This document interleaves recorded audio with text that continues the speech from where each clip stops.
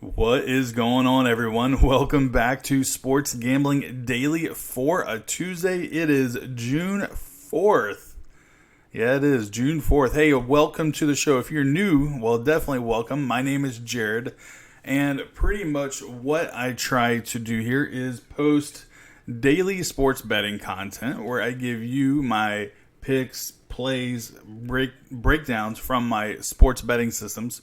Now, what those systems are designed to do are to find matchups that we can exploit for maximum profitability. So, if that sounds like something you're interested in, consider hitting that red subscribe button. Hit that thumbs up button. Let me know you're here. Leave a comment. Let me know who you are betting today. And also smash that that bell notification so you'll be notified when I post another video. All right, let's talk about yesterday. Hey, I guess technically we went undefeated, 1-0 on our overplay for Philadelphia versus San Diego. That was a clutch, I think it was a 6-run inning in the 6th or 7th inning. Manny Machado hit a grand slam. That was because it wasn't looking good at first. It was a 1-1 game up until the 6th inning, I believe, and then the Padres just went to town. The final score in that game, I think, was 8-2 in favor of the Padres.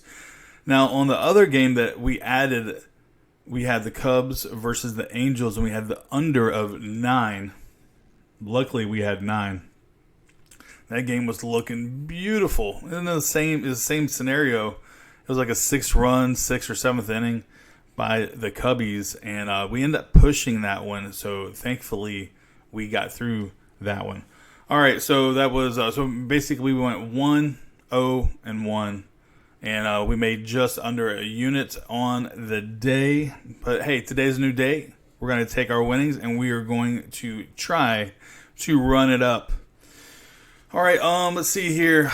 We'll go ahead and get into the first play for today. I have 2 plays to give you right now. Now we have a full slate of baseball, so more likely there'll be more games to add to the slate, and I'll explain later how you, if you're interested, how to get any of my additional plays. All right, let's get into the first matchup. We got the Braves taking on the Pirates. Max Fried taking on Steven Brault. So lefty on lefty action. The Braves come in to Pittsburgh, sporting a record of 32-27, as opposed to Pittsburgh with a current losing record of 28-30. All right, first pitch is 7:05 Eastern Time, and you got Max Fried. Fried struggled to command his curveball, and he surrendered a pair of season highs. He gave up 9 hits and 3 walks in Tuesday's loss to the Nationals. The lefty will be starting with 2 extra days of rest, so hopefully that will give him a little bit of time to rest his mind and maybe even work on a mechanic or two. Maybe he saw something, hopefully, he can get that thing corrected. Now, Steven Brault, on the other hand, he's coming off one of his best starts in the majors after he shut out the Reds for 5 1/3 innings on Wednesday. So he allowed only 2 runs on 6 hits over his last 11 innings. The result of a mechanical work with Pittsburgh's pitching coaches has done the trick for Steven Brault. Now, Pittsburgh has never seen Max Fried. And on the other hand, Atlanta batters have gone against Brault. But there's not a lot of history there. And this small amount of history that is there favors Brault. All right, let me pull up my set of notes here. Where is it? All right, so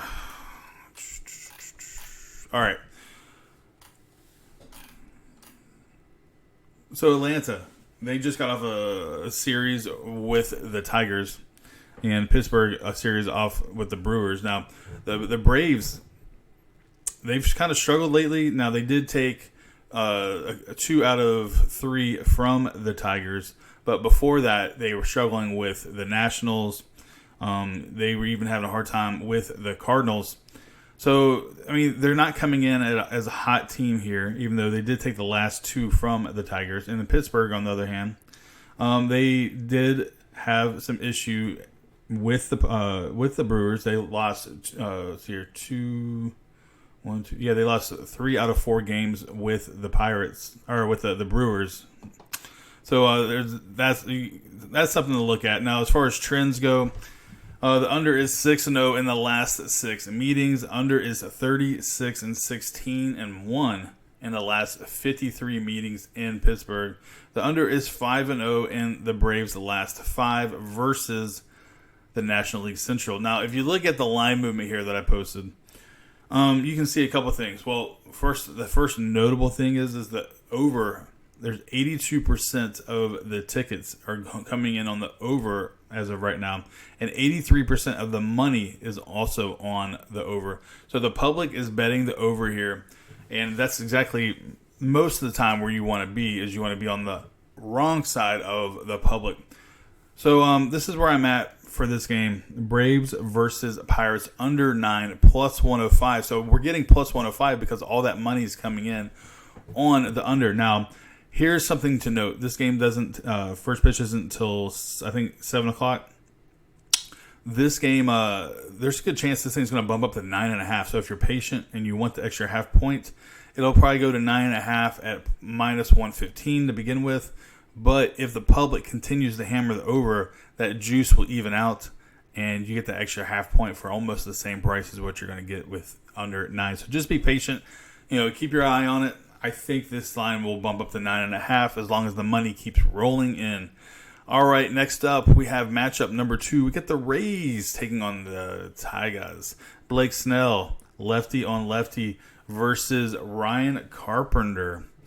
All right, 7:10 first pitch. Tampa Bay coming in at a 35-22 record, where Detroit, a lowly 22-34. First pitch, like I said, is 7 o'clock in Comerica Park, Detroit, Michigan. All right, so Blake Snell, after giving up a career-high 7 earned runs versus Kansas City on May 1st, Snell has not allowed more than 2 in his past 5 starts. During that stretch, Snell has recorded 42 strikeouts. Now, Ryan Carpenter, on the other hand, he's 0-2 with a 7.58 ERA. But don't let those metrics fool you. Carpenter has improved from a non-competitive fill-in to a viable big league starter thanks to back-to-back solid outings, including 5 decent innings and a team win at Baltimore on Wednesday. Detroit would absolutely take that same outing again. Now, Tampa Bay versus Carpenter. Only one person has seen Carpenter, and that's Garcia, where he's 1 for 3. And then on the backside, Detroit batters versus Snell. Well, there is some little bit of history there, and it's not good for Detroit. All right, which is exactly what we want in this situation. And I'll tell you why here in just a moment. Trends. Under is 6-0 in the Rays' last 6 road games versus a team with a home winning percentage of less than 400. The under is 7-1 in Snell's last 8 road starts versus a team with a losing record. And then the under is 5-1-1 in the Tigers' last 7 home games following a road trip of 7 days or more. Now, let's look at the line movement. 83% of the tickets are on the over. 87% of the money is on the over. So just like I said before, I am going to be on the right side of, or the wrong side of the public. I'm fading the public here. So just like in the previous matchup, the under here is 8.5, where the other one was 9, but it's going to bump up. The same situation here. I can see it bumping up to 9, which is a nice number because then we'll push if we lose, or it will push if it gets to 9. So the Rays versus Tigers currently 8.5 plus 105, but as long as all that money keeps rolling in on the over, it should bump up to 9.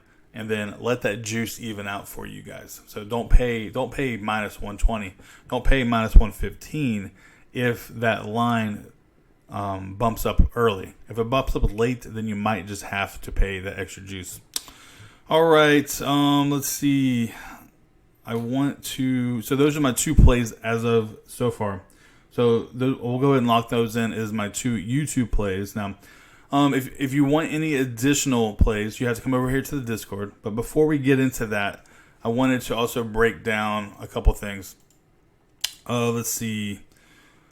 I also had another good stat I didn't even use.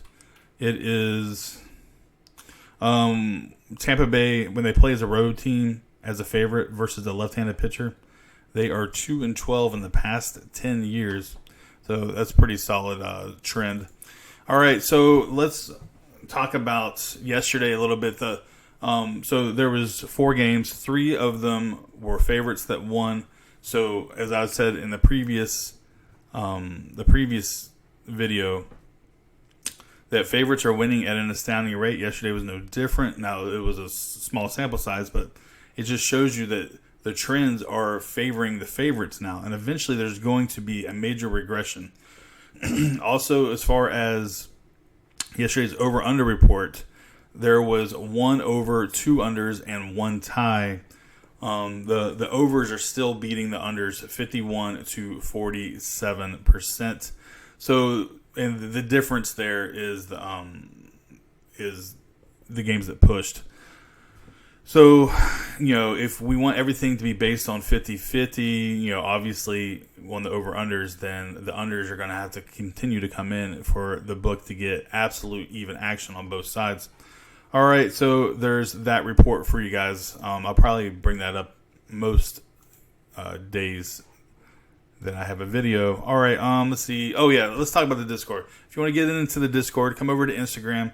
I go by Sports Gambling Daily. This is what it looks like. Oh, my God, we're only 2 away from 1,000 followers. Thank you, everybody that has taken the time to come over there and smash that follow button. I do definitely appreciate it.